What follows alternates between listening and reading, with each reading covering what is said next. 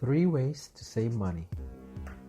When you're ready to take control of your finances, it can seem overwhelming to get your savings plan going. Every finance expert has a different theory on the best way to save, complete with diagrams, schedules, and algebraic formulas. But saving money isn't complicated. Here's a secret. The best way to save money is not to spend it. It's that simple. Here's 3 ways to save money. Number 1. Turn off the TV. The act of turning off your TV to save money on electricity may not make much difference. Running a modern TV for as long as 12 hours per day probably costs less than $10 per month.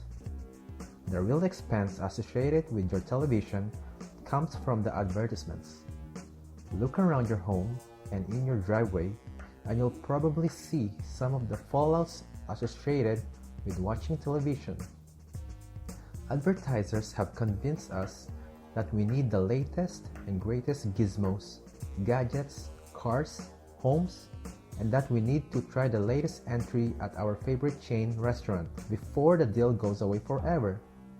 Skipping the TV for some time spent with your family or enjoying a good book may not only cost you less money in the long run, it's priceless. Number 2. The 30-day rule. Here's how it goes.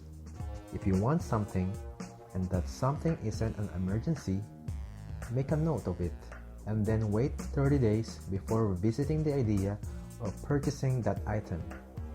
Your smartphone is perfect for this because it'll probably be in your hand when you first find the item you want to buy.